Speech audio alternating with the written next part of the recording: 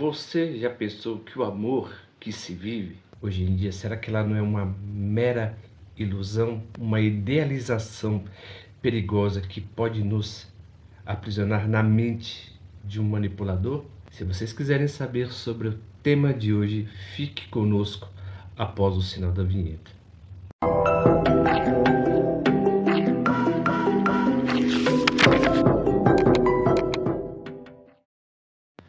Quando falamos do amor, na maioria das vezes falamos dele de uma maneira muito idealizada.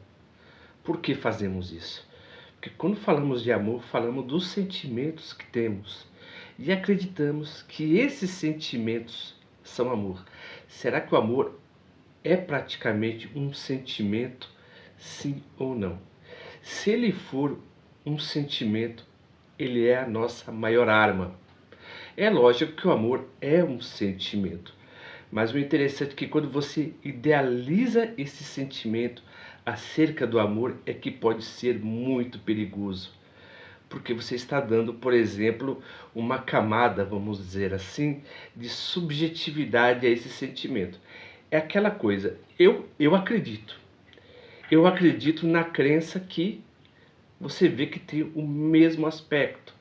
Acreditando nas sensações que temos sobre o outro, por exemplo, e falamos isso como se fosse amor.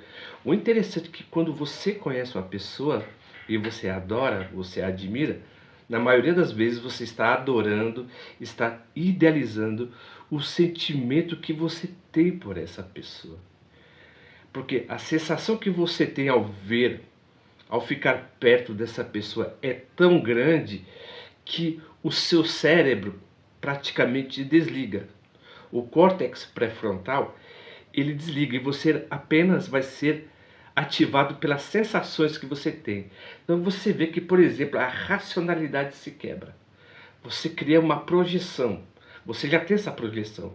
Mas quando você vê uma pessoa, por exemplo, que é totalmente simpática, alegre, cordial, cortês, você projeta no outro a imagem que você idealiza de uma pessoa. Aí a partir daí que o narcisista, ele entra na sua mente para cativá-la. O porquê? Porque você está tão embriagado pelo sentimento que você tem por ele, que você chama de amor. Mas esse sentimento apenas é uma paixão, tá? É um sentimento que é totalmente visceral, que você não consegue controlar. Ele é totalmente de caráter biológico, tá? Então, o amor idealizado, na maioria das vezes, as pessoas acreditam que ele é perfeito, sem falhas, onde o outro é salvador. Eu tenho a minha carência e eu vou projetar essa minha carência no outro, para que o outro a supra. E isso dá muito certo para o narcisista, porque ele é um leitor de comportamentos. Ele conversando com você, ele sabe qual é, por exemplo, a sua atitude a se tomar, porque antes de te conquistar, ele ou ela já conquistou várias outras pessoas. Na verdade, ele é um profundo conhecedor do comportamento humano, mas só que ele não tem as sensações e os sentimentos que nós temos. Porque ele é desprovido de self, ele é uma pessoa, por exemplo, que mimetiza os sentimentos, embora não os tenha. É por isso que na maioria das vezes ele é tão galanteador. Então ele vai te dar essa imagem que você projetou dele. O interessante é que quando você se apaixona por uma pessoa que é manipuladora e você não sabe, você gosta dela e do sentimento que você tem acerca dessa pessoa. E com o tempo, quando o narcisista, o manipulador se revela, o que acontece? O sentimento que você tem por ele vai se desbotando. Por quê? O ideal, o sonho, a projeção se esfarela e mostra o real. A pessoa que é realmente, na verdade, mostra o que as pessoas são. E quanto mais você conhece uma pessoa, a tendência de você frustrar é mais ainda. Porque isso está do grau, de acordo com o grau de idealização. Então, por exemplo, quando você conhece uma pessoa que a princípio ela era amorosa, carinhosa, intensa, e com o tempo ela perde, o que você vai falar com o tempo? Puxa, mas no começo ele não era assim. Na verdade, ele nunca foi. Ele criou uma imagem para suprir uma carência, tá, que você teve dele. Então, é por isso que na maioria das vezes você fica totalmente frustrado. né? E com razão. Mas eu não falo com a maneira de subjugar ou emitir um certo tipo de juízo, porque você colocou nele um sentimento que é seu. O interessante é que quando gostamos de uma pessoa, colocamos nelas o sentimento que nós temos, como esses sentimentos fossem dela. Então, quando a pessoa, por exemplo, com o tempo, ela vai se revelando, quanto mais você conhece, ao contrário de você gostar mais dessa pessoa, você faz o quê? Deixa de gostar, porque você começa a conhecer as falhas, os vícios e a mania dessas pessoas. E isso não acontece somente com os manipuladores, acontece com todas as pessoas, mas para o manipulador, ele faz uma teatralização, ele joga toda a energia para te encantar. Depois que ele te conquista, ele pega, como ele já te conquistou, ele vai fazer um processo de desvalorização. Então, por isso que ele vai fazer aquele sentimento que é totalmente condicionado. Quando eu preciso de você, eu te louvo, eu te amo, eu te glorifico, sabe? Eu te dignifico. E quando eu tenho tudo aquilo que eu quero de você, eu me afasto. Então você vai ficando frustrada ou frustrada, porque a pessoa, na verdade, né, criou essa projeção. O interessante é que o narcisista, dentro desse aspecto, ele se apresenta como um parceiro dos sonhos. E como a nossa cultura tem muito dessa cultura, por exemplo, do amor completo, né, na verdade, sabe? É aquela mitologia, né, por exemplo, dos anjos que desafiaram os Zeus, na verdade, não eram anjos, eram titãs, né, que era um ser andrógeno, que daí nasce o conceito de almas gêmeas. Porque, por exemplo, um homem e a mulher eram um ser andrógeno, de acordo com a mitologia. E os dois juntos começaram a desafiar o próprio Zeus. Eles subiram no Olimpo. E Zeus, se sentindo ameaçado, ele pega e ele joga cada um deles por uma parte distante da Terra. Um fica totalmente distante do outro. E conforme o tempo eles vão procurando seus pares. Até que os dois se formam um. Então, de acordo com o mito, as pessoas sempre se procuram uma na outra como se fosse uma espécie de complemento, né? Então é por isso que as pessoas acreditam nesse conceito de almas gêmeas, na verdade.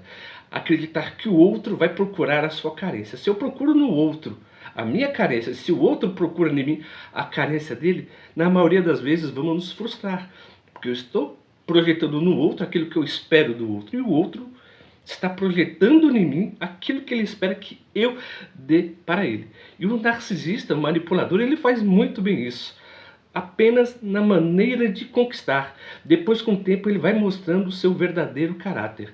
Por isso que uma pessoa, na maioria das vezes, não consegue enganar a outra por muito tempo.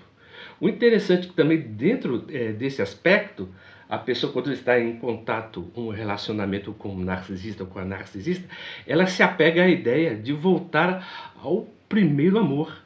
Ela quer resgatar aquele sentimento que outrora fosse falso. Então, a pessoa ela se apega àquela cegueira que ela tinha, aquela inocência que ela tinha ao conhecer esse homem ou ao conhecer essa mulher. E ela, por exemplo, está tão embriagada pelos próprios sentimentos que tem por aquela pessoa, que ela quer voltar, na verdade, para aquele sentimento inicial, primordial, aquele sentimento puro, vamos dizer assim, que tinha uma espécie de sinceridade, mas não tinha. Mas muitas vezes as pessoas preferem se enganar, né, com um sentimento de falsidade do que aceitar a pessoa como ela é, na verdade, em sua natureza. Antes de prosseguir com o tema, se vocês estiverem gostando do nosso tema e se o nosso canal faz sentido para você, por gentileza, se inscrevam no nosso canal, aperte o botão das notificações e dê um joinha e comentem, tá bom? Conta uma história que vocês tiveram com esses seres, porque na maioria das vezes eles enganam muito bem se utilizando esse conceito de alma gêmea. Então vamos continuar. Eu também não vou me alongar também muito no tema. Então, a admiração dessa pessoa, na verdade, ela se torna uma espécie de cegueira, porque ela quer ficar presa uma concepção idealizada. Ela está vendo aquilo que a pessoa é realmente, né? E ela não aceita a realidade. Ela quer se apegar ao sonho, à idealização que ela tinha, que aquela pessoa, na verdade, tinha no passado. Mas o interessante é que quando você fala que que se tem que se desconstruir o amor idealizado, esse amor que é totalmente romantizado, por exemplo, que vemos nos filmes, a essa espécie de um amor romântico, o amor que é totalmente visceral, o amor, por exemplo, que sempre está em extremos, né? Esse amor que está sempre em extremos, na verdade, não é amor, é paixão. O contrário do amor é a indiferença. O contrário da paixão e do desejo é o ódio. É uma espécie totalmente invertida. Então, é sempre bom você saber a questão do amor, por exemplo. Tá certo que não tem um princípio básico de resolução para isso, tá? Mas o amor, na maioria das vezes, é uma espécie de construção. Tem esse sentimento, né, de paixão, mas ele vai esfriando. Mas o que forma com o tempo, na verdade, é a cumplicidade que você tem, tá, para com o outro. Aí sim, você conhecendo o outro na sua fragilidade, na sua fraqueza, você entende, na verdade, o que a pessoa faz é apenas um lapso, né? Um erro, por exemplo, nós que somos, né, por exemplo, guiados pelos nossos interesses egoístas e impulsos. Há uma espécie de narcisismo, sim, mas uma espécie de narcisismo saudável, tá? Que, por exemplo, que nos faz alimentar, por exemplo, a nossa individualidade e nos amar como pessoa, porque muitas vezes as pessoas pegam o narcisismo de uma maneira totalmente enviesada. O narcisismo, quando ele é patológico, o que ele faz? Ele ludibria aquela pessoa que o ama e o que deseja, tá? E usa esse sentimento que o outro tem e idealizou para benefício próprio. O que ele faz? Tira tudo que a pessoa tem, na verdade, tira tudo aquilo o que ela conquistou, deixa a pessoa em frangalhos, tá? E com isso acaba com o ego da pessoa. Então, o amor, ele é mais uma espécie, por exemplo, de vínculo. É como tem no princípio hindu chamado Bhakti Yoga. O Bhakti Yoga, na verdade, é uma espécie de devoção para com o outro.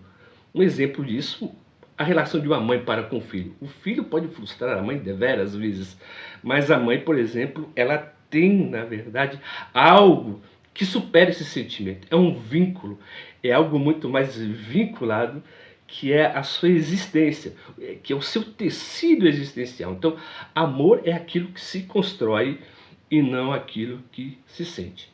Se vocês gostaram do tema de hoje, ficaram conosco até o final desse vídeo, por gentileza, se inscrevam no nosso canal, aperte o botão das notificações e dê um joinha. E como sempre, viu, eu conto com carinho e a atenção de todos.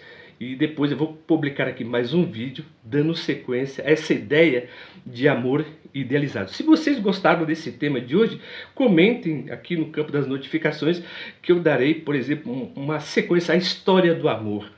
O que acreditamos sobre amor que é tão idealizado e não tem nada de real.